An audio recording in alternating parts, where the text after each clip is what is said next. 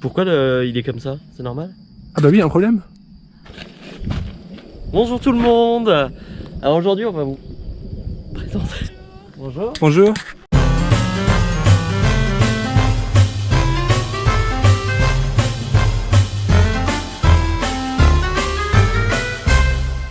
Bonjour tout le monde. Salut.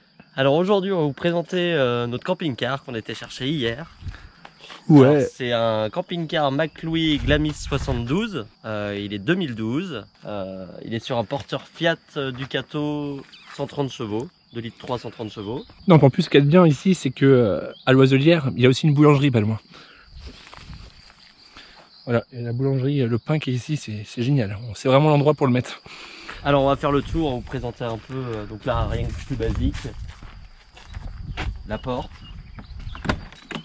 C'est une porte simple point, mais il y en a encore beaucoup comme ça. Ici, il y a la prise électrique pour le brancher en 220 volts. Il y a les bouches L et L du frigo, donc c'est un grand frigo avec conservateur. Là, on a une soute, alors qui est pas très grande, mais nous, elle nous suffit largement pour ce qu'on a à en faire. Donc avec pas mal de choses à l'intérieur. Ouais, on a bien rempli le truc. On fera une deuxième vidéo avec tout l'équipement qu'il y a besoin, en gros. Ah, par contre, je suis emmerdé parce que là, l'écran il s'éteint tout seul. Ah, merde. Bon, on va recommencer parce que faut que j'enlève l'écran qui s'éteint. Alors à l'arrière, il y a un porte-vélo pour 2 vélos. Donc nous, ça nous suffit amplement parce qu'on est que 2. Et notre chien, mais le chien, il n'aura pas besoin d'un vélo. Bah non, le chien, non, ça va. Ensuite, la soute, on a accès aussi par derrière. Alors c'est un accès différent, mais voilà, nous ça nous suffit. À l'intérieur, il y a le soplaire, il y a des fauteuils, une table, donc c'est largement suffisant. Et on a des radars de recul. On n'a pas de caméra de recul, mais on a des radars de recul avec qui nous précise la distance au niveau du poste de pilotage. Ensuite, de ce côté-là, il y a la trappe à gaz où on peut mettre 2 bouteilles de gaz à l'intérieur. Donc on peut en mettre une ici et une sur le côté. Donc le seuil de chargement est un peu haut, mais voilà, après c'est une question d'habitude. Ici, on a la sortie du Trouma donc pour le chauffage et le chauffe-eau. Là, après, on a une baie dans la chambre. Là, c'est au niveau des WC. Là, c'est au niveau des WC. Et puis là, c'est au niveau de la partie là où on mange, au niveau de la table. Là, ici, un peu moins drôle, mais on est obligé de le faire.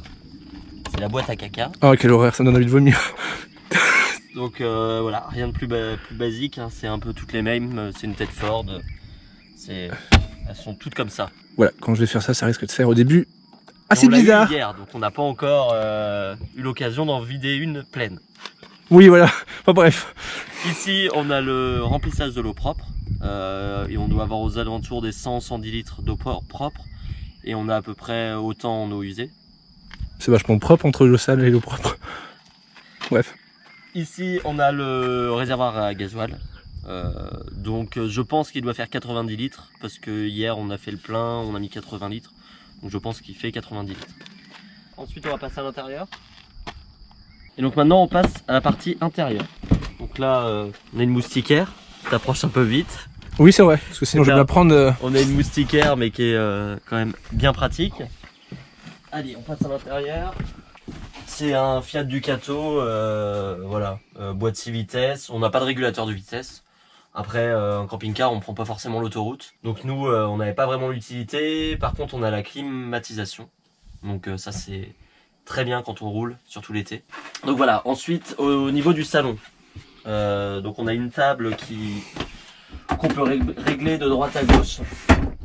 Au niveau de l'espacement, on peut la rallonger. On a une rallonge qui se trouve dans un placard. Pour la rallonger, pour qu'on puisse manger à 5 sans problème. Donc 2 personnes là, 2 sur les sièges avant et une sur le côté. Après, on a des rangements ici, où on va fera voir un peu plus dans une autre vidéo avec tout l'équipement qu'on a acheté, comment on a aménagé à l'intérieur. Là ici, on a une télé, donc avec une antenne hertzienne, donc rien de plus simple, on a juste à la sortir et puis à faire une recherche de chaîne. Avec un lecteur DVD intégré, mais je pense qu'on va pas s'en servir beaucoup. Au niveau de la partie cuisine, on a 3 feux, pas trop d'utilité parce que je pense qu'on s'en servira jamais. Ça servira surtout de 2 feux principalement, voire d'un seul. Donc après avec l'évier ici, voilà. Rien de bien compliqué et c'est pas ce qu'on cherchait. On cherchait aussi quelque chose d'assez simple vu que c'est notre premier camping-car. Donc après on a 2 rangements ici et un sur le côté.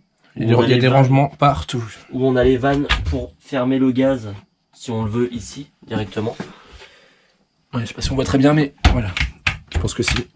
Ensuite, si on continue à la cuisine, on a un frigo trimixte, donc avec conservateur. C'est pas un congélateur, c'est bien des conservateurs dans tous les camping-cars.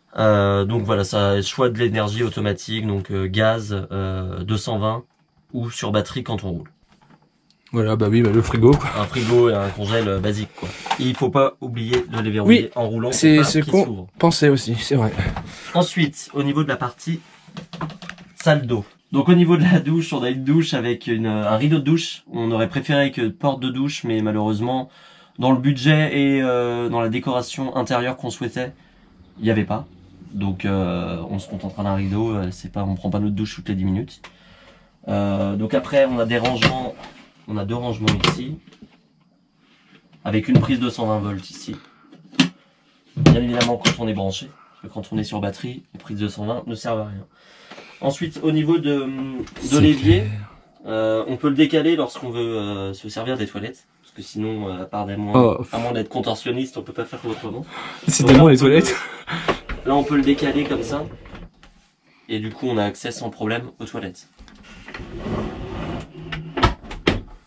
Voilà. Donc la partie salle d'eau, pas grand chose d'autre à dire, je pense. À moins que t'aies quelque chose à dire d'autre.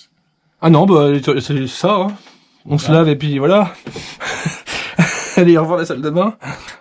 Donc ensuite, là, donc on a toujours des rangements ici. On a des rangements un peu partout avec les 2 penderies sur les côtés. On a bien évidemment un lit central. C'était le plus important. C'est pour ça aussi qu'on a choisi celui-ci. Parce que avoir un lit à la française sur le côté ou avoir un lit en hauteur ou choses comme ça, c'était pas forcément quelque chose qu'on voulait. Donc voilà, donc avec les 2 penderies sur les côtés où on a le mât de l'antenne hertzienne qui est ici. Très pratique. Là, on a ça nous fait comme des petites tables de nuit ici. Donc il y a exactement pareil de l'autre côté. Et là, on a 3 grands rangements. Et on a des rangements aussi sur les côtés. Donc je sais pas si il y a aussi le dessus. Ah oui, de l'autre côté, oui, c'est vrai. Ouais, voilà. Là, c'est les rangements sur le côté, hop, c'est magnifique. Et puis il y a aussi au-dessus qui aère. Voilà. En totalité, au niveau de l'éclairage. Actuellement, c'est sur des ampoules. Ah ben là, c'est pas activé au niveau du tableau de commande, mais au niveau des ampoules, c'est des ampoules G4, mais c'est pas des LED. C'est du 10 watts et il y en a 2 dans chaque. Là, il y en a 2 ici. Là, on en a une de chaque côté. Et ça, on en a 2 autres dans le camping-car. Ensuite, il y a aussi les réglettes au niveau du... Je me décale, je bouge. Au niveau de la cuisine, là, et au niveau de la table. Et tout ça, c'est des ampoules de 10 watts. Donc, il y en a 2 à chaque fois. Donc, ça nous fait quasiment 100 watts, quelque chose comme ça, dans le camping-car. Et bien évidemment, ça, on va commander des LED et les changer par des LED. Ce qui va nous faire un gros gain au niveau de la batterie. Bon, c'est vrai que on est plutôt pas trop mal installé. Oh, moi, j'aime bien, moi. Là, on a des lanterneaux qu'on peut juste ouvrir. Par contre, on voit pas à travers lorsqu'ils sont fermés. Donc ça, c'est un peu l'inconvénient parce que on a un peu moins de luminosité. Aujourd'hui, dès qu'il fait beau, on peut ouvrir, donc il y a pas de souci. Et au niveau du lit, on peut le soulever aussi pour avoir accès à la soute directement et au boiler du Truma qui est juste en dessous ici, où on a le réglage de l'autre côté. Donc après, on va vous dire qu'on s'en est pas vraiment servi pour le moment. On l'a eu hier, donc à part faire le lit un peu et ranger des choses, on n'a pas fait grand chose. En même temps, ça se voit quoi. Voilà. Voilà. Mais le premier voyage va être pour bientôt. Enfin, premier voyage. On va dire première sortie en camping-car où on va prendre nos mains un peu dessus. Au niveau, c'est un peu bête, mais au niveau de l'eau chaude, tout ça, ça c'est des choses qu'on n'a pas encore fait. Ça va être notre première sortie le week-end prochain. Et donc quand on est rentré dans le camping-car, on a oublié de vous parler du panneau de contrôle, qui est quand même la partie générale du camping-car. Donc après, il n'y a rien de compliqué sur ce panneau de contrôle-là. On a juste à rester appuyé pour l'allumer. Donc là, on voit notre batterie cellule qui est pleine. On a un panneau solaire de 100 watts, donc avec une batterie de 100 ampères heure. Et donc là, si on rappuie, on voit la batterie moteur, donc qui est pleine aussi.